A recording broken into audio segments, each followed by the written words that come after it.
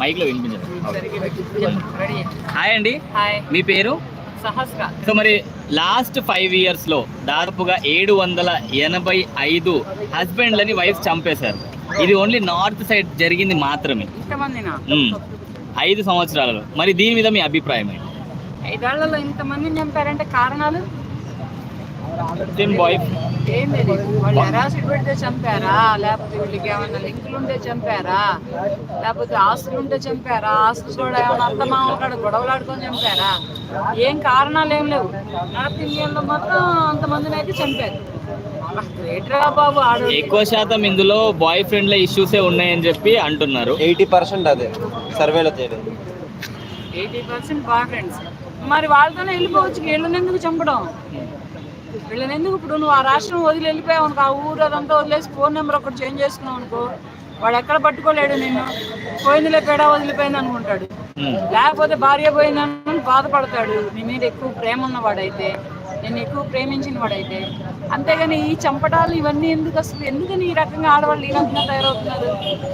అంటే నీకు వేరే ఇల్లీగల్ వ్యాపారం ఉంటే నువ్వు భర్తనే కానీ ఎవరినైనా చంపేస్తావా? ఇది మాత్రం చాలా దారుణం. మరి ఆ నార్త్ ఇండియన్ పోలీసులే కానీ, చట్టస్థానాలే కానీ, న్యాయస్థానాలే కానీ ఏం చేస్తున్నాయేమో తెలియట్లేదు. ఇది మాత్రం నేను మాత్రం ఒక మహిళగా అటువంటి మర్డర్ చేసినందుకు చాలా ఖండిస్తున్నాను. సో మరి ఆ హస్బెండ్ దగ్గర లేనిదేంటి, బాయ్ ఫ్రెండ్ దగ్గర ఉన్నదేంటి? డబ్బులు ఉండొచ్చు, ఫిజికల్గా సాటిస్ఫైడ్ ఉండొచ్చు. ఇతను ఏంటంటే పద్ధతిమానం పోయి పని చేసుకొని ఇంటికి వచ్చేటప్పుడు అలిసిపోతాడు. వాడు బదువులు అదే పని మీద ఉంటాడేమో, ఎవరికి తెలుసు. అంటే హస్బెండ్ దగ్గర కూడా డబ్బులు అవన్నీ ఉంటాయి కదా, సో ఉన్నా కానీ వ్యామోహం అనేది అలా ఉంటుంది. మరి అటువంటిప్పుడు వాళ్ళనే పెళ్లి చేసుకోవాలి, వాళ్ళతోనే లైఫ్ లీడ్ చేసుకోవాలి, వాళ్ళతోనే జీవితం పంచుకోవాలి. అంతేగాని అది ఏది లేకుండా నువ్వు ఇలా చంపడం ఏంటి? ఫస్ట్ ఎందుకు చంపడం? ఎందుకు? పెద్ద మనుషుల్లో కూర్చోబెట్టు, మాట్లాడు, లేకపోతే పోలీస్ స్టేషన్కి వెళ్ళు, లేకపోతే కోర్టుకి వెళ్ళు. కోర్టు విడాకులు ఇస్తుంది. శుభ్రంగా విడాకులు తీసుకొని ఇష్టం వచ్చినట్టు నువ్వు వెళ్ళిపో. నేను వాడెవడో భలే అనిపించిందయ్యా, వాడు 40 లీటర్లు పెట్టి పాలతో స్నానం చేసాడంట. 2 సార్లు లేచిపోయిందంట వాడితోటి.